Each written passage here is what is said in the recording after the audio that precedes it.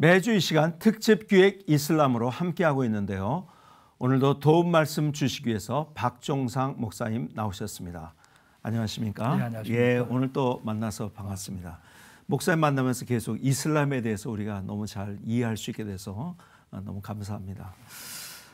지난주 탈레반의 지도자로 알려진 오마르의 사망 관련 이야기도 나눴는데요.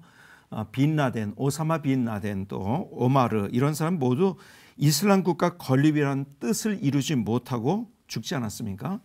이런 상황에서 앞으로 IS가 어떤 행보를 보이게 될지 추미의 관심사인데요. 이런 일들을 보면서 궁금해지는 게 있는데요. 이슬람의 뜻을 둔 사람은 누구든지 순수한 이슬람 국가를 만들고 싶어 할 것 같은데요. 이슬람 국가가 그렇게 간단하게 세워지는 건가요? 어떤 한 사람이 이슬람 국가를 세운다고 하는 것은 아마 굉장히 어려울 겁니다. 그러나 이슬람 전통 그 역사적인 관점에서 본다고 한다면은 이슬람 국가는 지하들을 통해서 세워진다 이렇게 볼 수 있습니다. 사실 이슬람이 확장해 나갈 때 무함마드가 한 지침들이 여러 가지가 있는데 그 중에서 제일 중요한 것들 몇 가지를 들면은 우선 지하들을 행하기 전에 그 지하드 대상자의 마음을 지하들을 통해서 먼저 이해하도록, 그러니까 지하들을 이해할 때는 대상자가 어떻게 지하들을 이해하는가 하는 것을 먼저 이해하려고 노력을 해야 되는 걸 얘기하고 있고, 그다음에 이제 말로다가 우선 권고하고 글로다가 확정하고 또 그런 것이 이제 수용되지 않을 때에 알라 이름으로 이제 무력을 통해서 그 지역을 장악하는 그런 이제 순서를 밟게 됩니다. 이런 과정 속에서 또한 이제 권고하는 것 중에 하나가 일종의 말하는 관용인데 지하들 행하는 무슬림들이 반드시 관용을 마음속에 염두에 둬야 됩니다. 그러나 그 관용이 그렇게 쉽지는 않습니다. 물론 이제 초기 무함마드가 시작할 때 유대교인이든지 우리 크리스찬들이든지 그들의 신앙과 이제 민족적 정체성에 대해서는 이제 인정을 한 부분들이 있습니다. 그래서 꾸란 그 2장에 보게 되면 종교에는 강요가 없다. 그런 얘기가 나옵니다만은 나중에 이제 9장에 가게 되면은 이제 그 강요 없다는 내용이 이제 소위 말 살해하라는 것과 그다음에 이제 알라는 이제 관용적이고 자비하다는 이제 그런 말로 대체되면서 앞에 있는 말을 이제 폐기시키는 그런 모습을 우리는 이제 볼 수가 있습니다. 그렇군요. 살해와 관용이라고 했는데요. 관용이란 말도 있고 또 살해. IS 행태를 보면서 그런데 관용을 떠올리긴 좀 힘들지 않습니까? 그럼에도 불구하고 관용이 있어서 그나마 지하드가 통제된다는 거네요. 사실 무자히딘들 이제 지하드에 참가한 사람들이나 또 탈레반에 속해 있는 사람들에게 만나서 얘기를 해볼 때 제가 당황스럽게 느끼는 것 중에 하나가 뭐냐면은 자기네들 굉장히 관용적이라고 얘기를 합니다. 여성들에 대해서 그렇게 박해함에도 불구하고 여성들에 대해서도 자기들은 많이 관용적이고 배려한다 이렇게 얘기하게 되는데 실제 저도 뭐 일면 그것은 저도 인정합니다. 왜냐하면은 저도 모슬림들한테 많은 도움도 받았고 또 그들과 얘기하면서 그들의 환대도 제가 많이 개인적으로 경험했습니다만은 그러나 이해하기 어려운 부분이 있는 것이 바로 이제 관용이라는 부분입니다. 그러나 이제 종교적인 관용을 얘기할 때 또 이 사람들이 주장하고 근거로 내세우는 게 뭐냐면은 이제 무함마드하고 이제 메카 사람들이 서로 이제 사이가 좋지 않아서 결국 이제 메카에서 이제 무함마드가 이제 밀려나는 그런 경우가 있는데 한 번은 이제 메카 사람들과 얘기하면서 이제 어떤 얘기가 오왔냐면 메카 사람들이 무함마드에게 당신들이 우리 믿는 종교 한 1년만 믿어봐라. 그러면 우리도 당신이 얘기하는 그 알라를 우리 1년간 믿겠다. 이제 그런 이제 타협의 여지가 있는 그런 내용들을 하게 됩니다. 일종의 시험이죠. 그럴 때 무함마드가 단호하게 이것을 거절합니다. 거절을 할 때에 그가 한 말이 재미있는데 꾸란의 이제 109장에 보면 무슨 얘기냐면 너희에게는 너희의 종교가 있고 나에게는 나에게 종교가 있다. 이렇게 얘기하면서 정중하게 그들의 제안을 거절합니다. 제가 이제 아프가니스탄과 무자히딘 탈레반들 만나고 또 그 사람들을 만나면서 제가 얘기 나누는 과정 속에서 제가 놀라운 것을 발견했는데 그들이 무슨 말을 하냐면은 이사이 바디니 후드, 무사이 바디니 후드라는 말을 합니다. 이게 뭐냐면은 예수님을 따르는 사람들은 그들의 관계된 것을 실천하면 되고 예. 모세를 따르는 사람들은 그들의 종교적인 것을 실천하면 예. 된다 하면서 예. 서로 강요하지 않는 부분이 기본적으로 그들 예. 사회에 깔려 있는 것을 제가 확인해 볼 수 있었습니다. 그럼 관용과 살상에 대해서 조금만 더 구체적으로 좀 말씀해 주셨으면 좋겠는데요. 사실 이런 관용이 정치적인 그 목소리하고 종족 생존 보존과 맞물려서 예.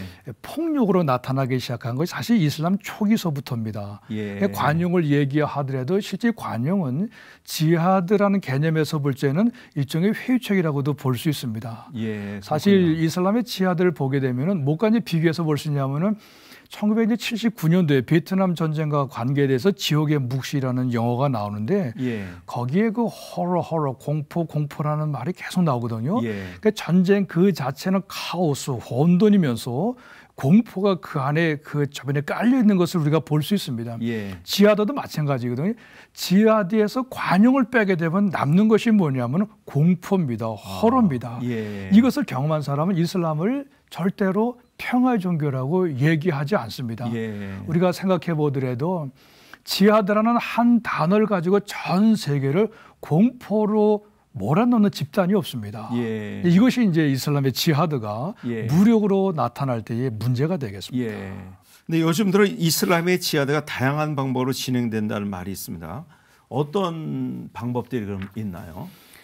요즘 뭐 테러가 이제 대표적인 그런 내용이 될 수 있고요. 예. 사실 제가 이제 이슬람 지하드를 연구하면서 예. 이제 미국 그 이제 국무부에 그 대테러 조정국이 있는데 해마다 외국 테러 조직들을 이렇게 리스트를 올려놓습니다. 예. 보통 한 40여 개 정도 올려놓는데 그 중에서 한 30개 후반, 한 7, 8개 정도 뭐 대부분이 다 이슬람 근본주의 운동과 관계되는 집단이라는 것을 우리가 볼 수 있습니다. 그렇군요. 또 그다음에 또 이제 사이버 지하드, 사이버 지하드가 있는데 지상 지하드도 중요하지만은 이제 요즘 이제 그 학문적으로나 전문 용어로 글로벌 지하디스트라는 용어를 쓰게 되는데 네. 이제 그런 사람들은 이 사이드 지하드를 굉장히 사이버 지하드를 굉장히 중요하게 여깁니다. 예. 또 하나는 이제 비즈니스 지하드를 우리가 또 생각해 볼 수 있는데 예. 비즈니스 하게 되면 이 용어가 이제 영어이기 때문에 이제 현대적인 그런 개념의 지하드가 아닌가 그렇게 볼 수 있는데. 그것은 아니고요. 사실 이슬람 초기서부터 이 아랍 문화, 그다음에 이슬람이 태동할 때부터 상업적인 또 무역과 관계되는 그런 그 정서가 있었기 때문에 오늘날도 이 비즈니스 관계되는 것은 그게 굉장히 중요하게 여깁니다. 예. 한 가지 제가 이제 예로 이제 말씀드릴 것 중에 하나는 뭐냐면은 모슬렘들이 다른 지역으로 이제 이주해서 살 때에 아랍 문화가 아니래도 하루에 5번씩 그들 메카를 향해서 절하는 것을 볼 수 있습니다. 그러니까 제가 이제 궁금해가지고 왜 저 사람들은 하루에 5번씩 메카를 향해서 절을 할까 하는데 이 도시 중심으로 형성된 이 상업과 무역의 특성상 서로 거래하고 정보를 주고받을 때 자주 만나게 되거든요.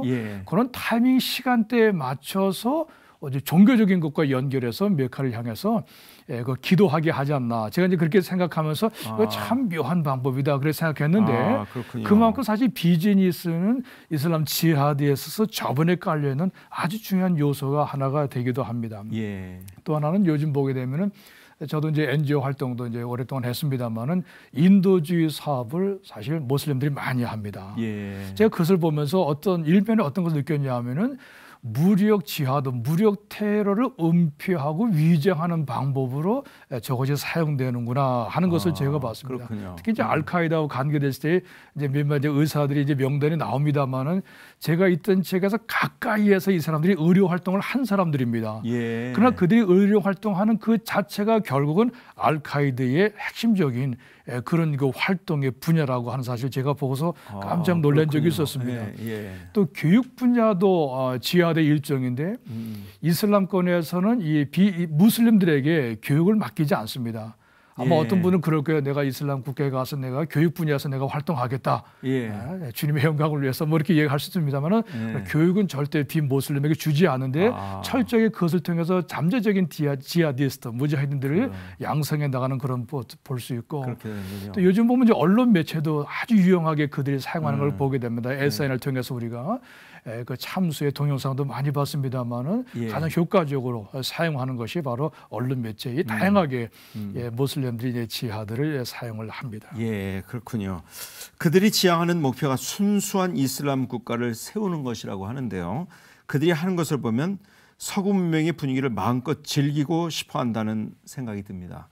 하지만 자기 말을 잘 들으면은 관용을 베풀지만 그렇지 않을 경우에 가차없이 살상하는 지하드라고 하니까 참 이거 안타깝 줄 수밖에 없어요. 너무너무 안타깝습니다. 사실 저희들이 생각할 때에 어떤 분은 그런 것은 이슬람의 본래 모습이 아니다. 그렇게 주장하는 분도 있고 그렇게 책자가 나온 것도 제가 봤습니다만은 그냥 저는 생각을 좀 달리합니다. 본래 이슬람은 그런 것입니다. 본래 이슬람은 그런 것입니다. 저는 그렇게 얘기를 합니다. 사실 지하드 얘기할 적에 여러 가지 다양한 해석이 있는 것을 이미 앞서 제가 말씀드렸습니다만은 꾸란 9장에 있는 것처럼 살상과 관용 이 두 가지 메커니즘만 보더라도 이슬람이 뭔가 하는 것을 우리는 충분히 알 수 있을 겁니다. 오늘은 살상과 관용의 메커니즘을 갖고 있는 지하드에 대해서 알아봤습니다. 오늘은 여기까지 듣겠습니다. 감사합니다. 네, 감사합니다.